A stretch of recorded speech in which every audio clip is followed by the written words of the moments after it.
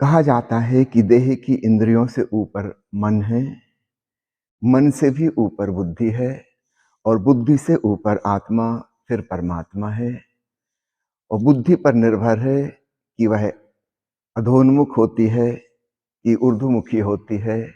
उसी पर निर्भर करता है कि वह संसार में लिप्त हो जाएगी अथवा अध्यात्म की ओर अग्रसर होगी। कृपया इस बात को थोड़ा विस्तार से समझाएं, गौर से देखें, बात समझ में आ जाएगी। हमारा भौतिक शरीर है, स्थूल काया, उसमें इंद्रियां हैं। इंद्रियों के द्वारा हमें सूचना मिलती है बाहर के जगत की। हमारे कान, आंख, नाक इत्यादि ये सब इंफॉर्मेशन, जानकारी इकट्ठी करते हैं और वह जानकारी हमारे मन को देते हैं। तो शरीर की इंद्रियों से ऊपर हो गया मन। मन में जानकारी का संग्रह होता है, स्मृति बनती है। जो भी हमने अनुभव किया, जाना, बाहर जगत में कोई घटना घट रही है, वह सब जानकारी हमारे स्मृति कोश में इकट्ठी हो जाती है। मन एक मशीन की तरह है, जैसे कंप्यूटर होता है, जैसे मोबाइल होता है। आप कहते हैं इसमें 32 जीबी डाटा है, यानी इसकी स्मृति इतनी हो सकती है। ठीक ऐसे हमारे मन की स्मृति है, वहां जानकारी इकट्ठी होती जाती सब प्रकार की सूचनाएं, जो भी हमने जाना, जो भी हमने पहचाना, जो भी हमारे आसपास घटा, वह सब हमारे भीतर संग्रहित हो गया। इस मन के ऊपर है बुद्धि। बुद्धि का फंक्शन ये है कि इस मन के जानकारियों का कैसा इस्तेमाल करें। मन एक मशीन की तरह है, इसके ऊपर बुद्धि है। अगर बुद्धि सद्बुद्धि है तो इस जानकारी का सदुपयोग कर लेगी, जीवन में सुख होगा, खुद के भी और दूसरों के भी। अगर दुर्बुद्धि है, वो इस जानकारी का खतरनाक ढंग से उपयोग करेगी, स्वयं को भी दुख मिलेगा, दूसरों को भी दुख मिलेगा। तो मन के ऊपर है बुद्धि। जानकारी तो वही की वही है, लेकिन उसका उपयोग कैसे होगा। महाभारत में जिक्र आता है कि जब भगवान कृष्ण दुर्योधन को समझाने गए ताकि युद्ध टाला जा सके और बताने लगे कि धर्म क्या है, अधर्म क्या है, दुर्योधन हंसने लगा। उसने कहा, महाराज आप कृपा करो, ये सब मुझे पता है। मैं भी उन्हीं गुरु के यहाँ पढ़ा लिखा हूं जहां पर पांडव पढ़े लिखे हैं। धर्म क्या है, अधर्म क्या है, मुझे खूब अच्छे से पता है। आप मुझे कौन सी नई बात बता दोगे। मेरी असली समस्या ये नहीं है कि मेरे पास जानकारी नहीं है। असली समस्या ये है कि धर्म करने में मेरी रुचि ही नहीं होती, और जो जो अधर्म कहा गया है उसी तरफ मेरी प्रवृत्ति जाती है, वह मुझे आकर्षक लगता है। जानकारी तो दुर्योधन को भी वही है जो अर्जुन और युधिष्ठिर को है। एक ही गुरुकुल से पढ़े हैं, भाई भाई हैं, एक ही परिवार में जन्मे हैं, एक से शिक्षा संस्कार मिले हैं। फर्क कहाँ है, बुद्धि में फर्क है। मन तो एक सा है। दुर्योधन ने बड़े मुद्दे की बात कही। उसने कहा, मुझे खूब अच्छे से पता है पाप क्या है, पुण्य क्या है, लेकिन पुण्य करने में मेरी रुचि ही नहीं है। पाप करने में मुझे बड़ा मजा आता है। तो आप मुझे कौन सा ज्ञान दे दोगे, मुझे सब पता है। अब यहां पे समझ में आया, मन के ऊपर है बुद्धि। बुद्धि के भी ऊपर है हमारी चेतना, आत्मा, विज्ञानमय कोश उपनिषद की भाषा में। और उसके भी ऊपर है ब्रह्म काया, कॉस्मिक बॉडी, परमात्मा, कॉस्मिक कॉन्शसनेस। और उसके भी पार है फिर निर्वाण काया, सातवां शरीर। तो बुद्धि का बहुत महत्वपूर्ण रोल है, इंपॉर्टेंट भूमिका है। अगर वह उस तरफ अग्रसर हो गई, ऊपर की तरफ, तो हमारे जीवन में अध्यात्म का अवतरण हो जाएगा। हम ध्यान में रुचि लेने लगेंगे, हम ज्यादा से ज्यादा चैतन्य होने लगेंगे। हमारी बुद्धि अगर अधोगामी है तो वह मन को और फिर मन इंद्रियों को और इंद्रियां शरीर को इस भांति से संचालित करेंगे कि हम संसार के विषयों में लिप्त हो जाएंगे। तो राग घटित होगा जीवन में कि वैराग्य घटित होगा, ये बुद्धि पर निर्भर है। जीवन में पाप होगा कि पुण्य होगा, बुद्धि पर निर्भर है। धर्म में गति करेंगे कि अधर्म के गड्ढे में गिर जाएंगे, बुद्धि पर निर्भर है। बुद्धि बहुत महत्वपूर्ण तत्व है, वो बीच में है। ऐसा समझो किसी सीढ़ी का बीच का सोपान, हम और भी ऊपर जा सकते हैं वहां से और नीचे की तरफ भी आ सकते हैं। सीढ़ी दोनों तरफ ले जा सकती है, ऊपर भी नीचे भी। इसलिए बुद्धि एक बहुत महत्वपूर्ण तत्व है हमारे भीतर, उसके प्रति खूब सतर्क रहना। जिन्होंने परमाणु हथियार बनाए और हिरोशिमा और नागासाकी के 1-1 लाख आदमी 1 सेकंड में राख हो गए, इनके पास मन तो बड़ा कुशल है। जैसी जानकारी फिजिक्स की उन लोगों को थी, किसी को नहीं थी। बड़े ज्ञानी थे, लेकिन बुद्धि सही नहीं थी। उन्होंने मन की उन जानकारियों का क्या किया?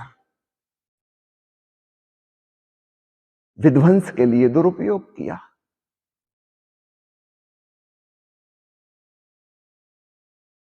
जब यूरोप में पहली बार बारूद की खोज हुई, विस्फोटक सामग्री, तो वो लोग बड़े प्रसन्न हुए और उन्होंने उसका उपयोग कर करके करीब करीब सारी दुनिया पे कब्जा कर लिया। आधी दुनिया अंग्रेजों के कब्जे में आ गई, शेष पुर्तगालियों के, फ्रेंच के, स्पेनिश लोगों के कब्जे में आ गई। ये सब यूरोप के छोटे छोटे से देश हैं जिन्होंने पूरी दुनिया पे कब्जा जमा लिया। आश्चर्य की बात है, चीन में 2000 साल पहले बारूद खोजी जा चुकी थी, लेकिन उन्होंने विध्वंस के लिए उसका उपयोग नहीं किया, उसके बम नहीं बनाए, फुलझड़ी पटाखे बनाए बस बच्चों के खेलने के लिए, मनोरंजन के लिए, उत्सव मनाने के लिए। देखते हैं फर्क। जानकारी तो उनको भी थी, लेकिन उन्होंने कन्फ्यूशियस की धारा के तहत, लाओ त्सु, च्वांग त्सु के ताओवादी धारा के तहत उस जानकारी का सदुपयोग किया। ठीक है, बच्चों के खेल खिलौने ठीक हैं, फुलझड़ी पटाखे ठीक हैं। जिस आदमी ने पटाखा बना लिया है उसको पता तो है कि थोड़ा और बड़ा बनाएंगे तो बम बन जाएगा, लेकिन नहीं बनाया। और यूरोप के लोगों को जैसे ही सूत्र मिला विस्फोटक सामग्री का, उन्होंने फटाफट युद्ध के लिए, सेनाओं के लिए हथियार तैयार कर लिए। तो मन में जानकारी है, जिसको हम ज्ञान कहते हैं, स्मृति कहते हैं, वो मन में है, लेकिन उसका उपयोग कौन करेगा? वो बुद्धि के हाथ में है। मन से ऊपर बुद्धि। और यह बात बिल्कुल ठीक है, बुद्धि अगर ऊर्ध्वमुखी है, प्रभु की तरफ उन्मुख है, तो हमारे जीवन में अध्यात्म का, ध्यान का, समाधि का, संबोधि का द्वार खुल जाएगा। और हमारी बुद्धि अगर अधोमुखी है, संसार के विषयों में लिप्त है, तब हम नीचे से नीचे उतरते चले आएंगे।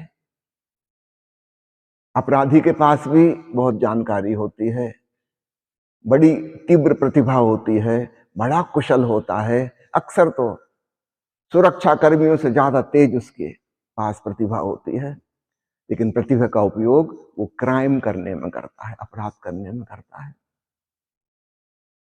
प्रतिभा में कमी नहीं है, नई नई चीजें खोजता है, बड़ा आविष्कारक होता है। तो फर्क समझ में आया आपको मन का और बुद्धि का, और बुद्धि का सद्बुद्धि होने का और दुर्बुद्धि होने का। ये बहुत महत्वपूर्ण तत्व है। खूब गौर से सतर्क रहना, अपने भीतर टटोलते रहना, क्या हमारी बुद्धि हमें ऊपर की तरफ ले जा रही है कि नहीं। अगला सवाल है,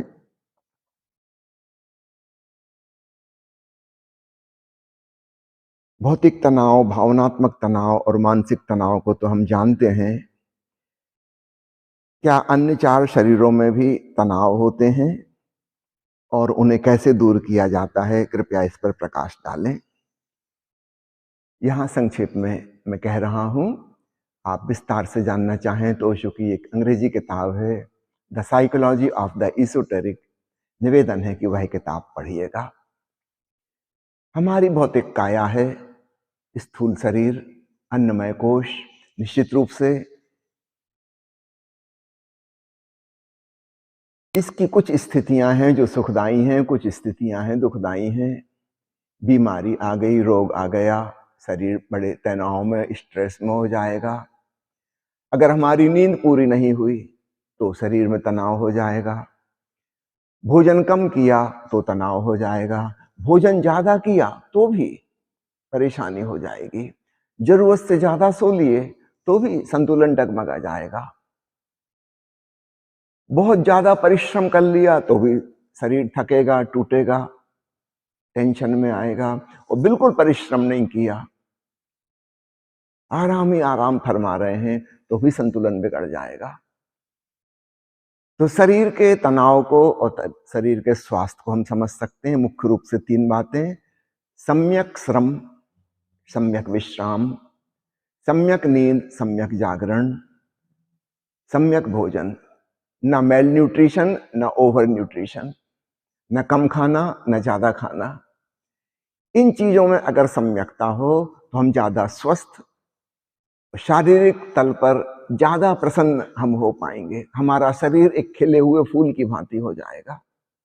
और अगर हमने वहां पर अति कर दी तो शरीर हमारा तनावग्रस्त हो जाएगा, परेशान हो जाएगा। फिर हमारे मांसपेशियों के तनाव, अस्थियों के तनाव, अगर हमारा मन बेचैन है, परेशान है, टेंशन में है, उसका प्रभाव हमारे शरीर पर भी पड़ता है। एक आदमी बैठा बैठा पैर हिला रहा है, कुर्सी पर बैठा है, पैर हिलाने की क्या जरूरत नहीं, इसका मन बहुत चंचल है, तीव्र गति से मन हिल रहा है, उसका परिणाम उसके शरीर में भी आ गया। भीतर डर लगा है,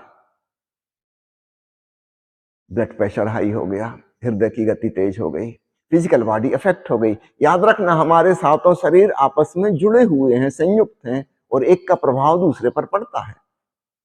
तो भीतर की चीजें बाहर आ रही हैं, बाहर की चीजें भीतर आ रही हैं, सब एक दूसरे से इंटरकनेक्टेड।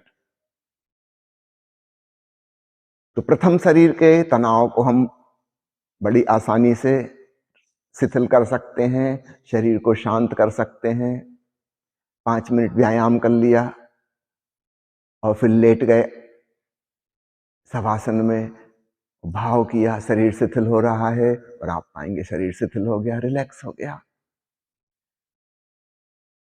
साधक को चाहिए विशेष रूप से अपनी नींद का ख्याल करे, भोजन का ख्याल करे, अपना वजन उतना रखे जितना कि उसकी ऊंचाई के अनुसार स्टैंडर्ड होना चाहिए।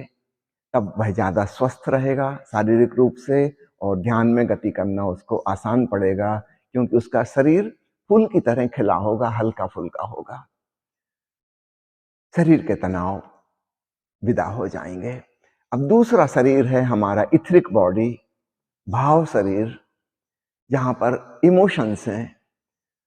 हम सब जानते हैं कब तनावग्रस्त होते हैं हम भावनात्मक रूप से, जब दुर्भावनाएं हमें घेर लेती हैं। क्रोध हो, ईर्ष्या हो, द्वेष हो, जलन हो, वैमनस्य हो, अहंकार हो, जितनी भी दुर्भावनाएं हैं, जब ये हमको पकड़ती हैं, हम भीतर से बहुत तनावग्रस्त हो जाते हैं, परेशान हो जाते हैं। हमारा भाव शरीर बहुत टेंशन में आ जाता है। इसके ठीक विपरीत सद्भावनाएं हैं, उसमें हम रिलैक्स होते हैं। प्रेम है, दया है, क्षमा है, करुणा है। अगर हम इनको अपने जीवन में मौका दें, हम पाएंगे हमारा भाव शरीर फूल की तरह खिलने लगा, एक फ्लावरिंग आ गई। दुर्भावना में वो सिकुड़ जाता है, परेशान हो जाता है। जब आप क्रोध से भरे हैं तो आप दूसरे को सजा दे रहे हैं कि नहीं पता नहीं, लेकिन आप अपने आप को तो पक्का दे रहे हैं। आप अपने ही भाव शरीर को चोट पहुंचा रहे हैं। जब आप गुस्से में आपका खून खोल रहा है, दूसरे का नुकसान होगा कि नहीं होगा पता नहीं, आपका नुकसान तो सुनिश्चित रूप से 100% हो रहा है। आपका भाव शरीर एक प्रकार से रोगग्रस्त हो गया। फिर भावनाओं में सद्भावनाएं भी अपने प्रकार का टेंशन पैदा करती हैं। याद रखिएगा, सद्भावना के पीछे पीछे कब आके दुर्भावना कब्जा कर लेती है हमें पता नहीं चलता। हमारा किसी से प्रेम हुआ, लगाव हुआ, और पीछे से अहंकार आ गया, उसने कहा कि मालकियत जमानी होगी, कब्जा जमाना होगा, अब ये किसी और की ना हो जाए, जासूसी करनी होगी, ईर्ष्या और द्वेष शुरू हो गए। तो शुरुआत तो हुई थी सद्भावना से, एक सुखद प्रतीति से, लेकिन तुरंत हमारी दुर्भावना आके हमला बोल दिया और पता चला प्रेम भी हमारे लिए तनाव का कारण बन गया। अमृत में भी हमने जहर मिला दिया। सावधान। जैसे प्रेम में मालकियत की भावना आती है, अधिकार जमाने की भावना आती है, सब गुड़ गोबर हो गया। सावधान। आप करुणा करने चले थे, दया करने चले थे, और पीछे से आ गया अहंकार की, देखा मैंने दया की, मैंने क्षमा कर दिया, मैं कितना महान हूं, सब महानता खत्म हो गई। वो अहंकार ने आके सब क्षुद्र कर दिया। वो करुणा का कृत्य भी बर्बाद हो गया। पीछे से आप इगोइस्टिक हो गए। सावधान। तो भावनात्मक तल पर किस प्रकार तनाव होते हैं और कैसे उससे मुक्त हो, इस बात को समझना। फिर है हमारी तीसरी, सूक्ष्म शरीर, सूक्ष्म काया, एस्ट्रल बॉडी, जिसको हम प्राण शरीर कहें, ऊर्जा शरीर कहें। इसमें पुरानी सारी स्मृतियां मौजूद हैं। ये हमारी प्राण शरीर है, हमारा आभा मंडल है, और पुरानी स्मृतियों के संस्कार इसमें मौजूद हैं। न केवल इस जन्म के, पिछले विगत जन्मों के संस्कार भी मौजूद हैं, और उन सब ने मिलके उनके तनावों ने हमारे सूक्ष्म शरीर को विकृत कर दिया है। इसको रिलैक्स करना होगा। ये जरा कठिन काम है, क्योंकि यहां पर बहुत से तनाव मौजूद हैं। जितनी हम महत्वाकांक्षाएं करते हैं, कामनाएं करते हैं, वासनाएं करते हैं, हमारी एस्ट्रल बॉडी उतने ही टेंशन में आती चली जाती है। जितनी बड़ी बड़ी हमारी इच्छाएं हैं, ये पालूं, वो पालूं, ये कर लूं, वो कर लूं, वहां पहुंच जाऊं, जितना पागलपन है हमारी महत्वाकांक्षा का, एम्बिशन का, उतनी हमारी एस्ट्रल बॉडी मुसीबत की हालत में हो जाती है। और जन्मों जन्मों से हम यही करते आए हैं। अत्यंत सजग होकर इन महत्वाकांक्षाओं को ड्रॉप करना सीखना होगा। फिर धर्म के नाम पर भी नई इच्छाएं पैदा हो जाती हैं, स्वर्ग पाना है, अगला जन्म सुधारना है, मोक्ष मिल जाए, निर्वाण मिल जाए। फिर तनाव शुरू, वो एस्ट्रल बॉडी खिंची जा रही है। तनाव का अर्थ होता है हम जहां हैं और जहां हम होना चाहते हैं, उन दोनों में बड़ा गैप है, अंतराल है। ये गैप जितना बड़ा होगा उतना ही ज्यादा तनाव होगा। पहले आप सोच रहे थे कि सिर्फ 1 करोड़ है, 10 करोड़ हो जाएं, उसका तनाव था। अब आप सोच रहे हैं कि अरे, जब तक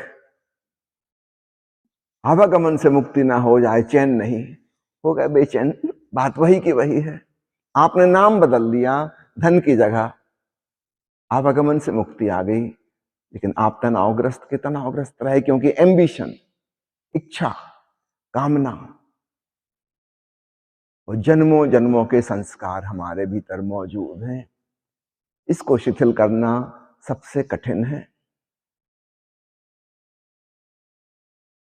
चौथा है हमारा मनस शरीर, मेंटल बॉडी। वहां विचारों का संग्रह है। अगर हमने 3 शरीरों को शिथिल करना सीख लिया, फिर चौथा आसान है, हम विचारों के साक्षी बन जाते हैं। वहां क्या तनाव है? सद्विचार और दुर्विचार का, अच्छे और बुरे विचारों का, शुभ और अशुभ का, सत्य और असत्य का, भीतर कुछ बाहर कुछ, वो जो पाखंड है उसकी वजह से वहां तनाव है। सोच कुछ रहे हैं, कह कुछ रहे हैं, वो तनाव है।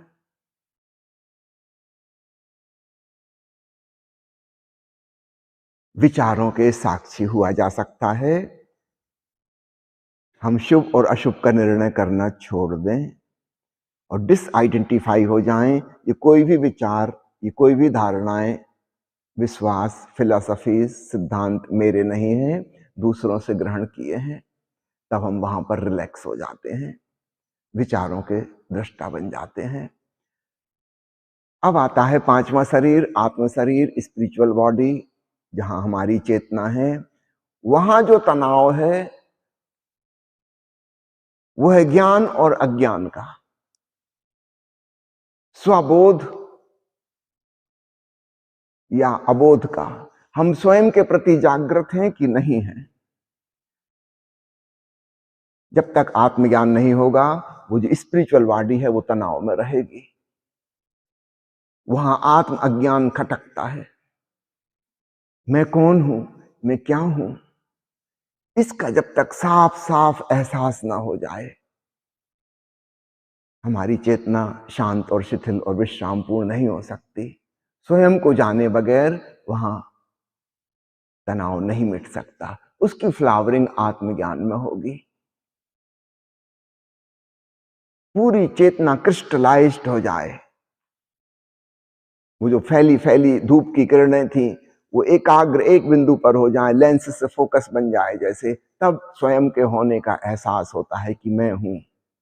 अपने वास्तविक स्वरूप का ज्ञान होता है, मैं चैतन्यमय हूं।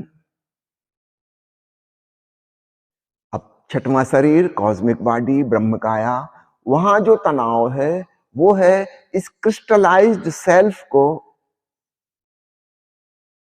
इस एकाग्र आत्मा को विलीन होना है। नदी को सागर में खो जाना है, ये तनाव बन जाता है। वो बामुश्किल हमने अपनी इंडिविजुअलिटी को महसूस किया, अब इसको कैसे खो दें, कैसे छोड़ दें, ये तनाव है।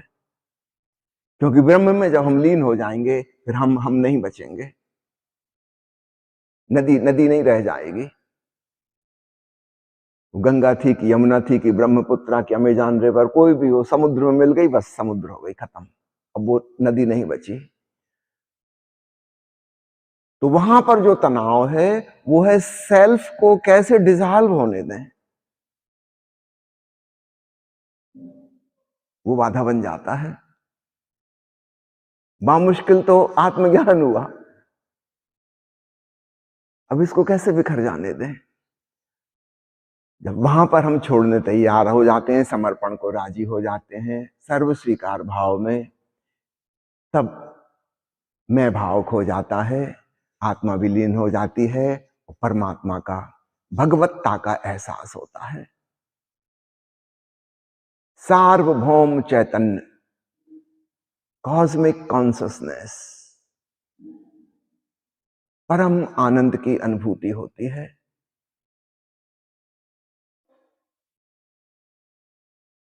आत्मा को जानकर साक्षी की शांति की अनुभूति हुई थी, परमात्मा को जानकर परमानंद की अनुभूति होती है।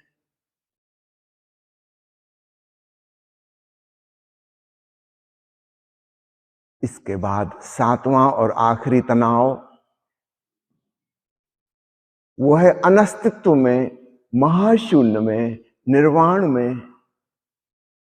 एक प्रकार की महामृत्यु में खो जाना। अब वहां परमात्मा विशेष नहीं बचेगा। वो दिव्यता, भगवत्ता जो भी हमने जानी थी वह भी खत्म हो जाएगी। इसके पहले प्रकाश ही प्रकाश था, अनंत प्रकाश। अब अचानक महा अंधकार। वहां का यही तनाव है। उस महाशून्य में जाने में एक डर लगता है, एक सिकुड़ाव और तनाव पैदा होता है। ये आखिरी है।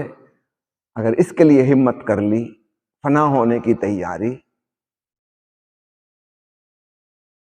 तो सारे तनाव समाप्त हो गए। तो सातों तलों पर क्रमशः सूक्ष्म से सूक्ष्म और ज्यादा सूक्ष्म तनाव हैं और हर तनाव के शिथिल होने का उपाय है और हर बार एक नई फ्लावरिंग होती है, कुछ नया फूल हमारे भीतर खिलता है। इस भांति से इस बात को समझना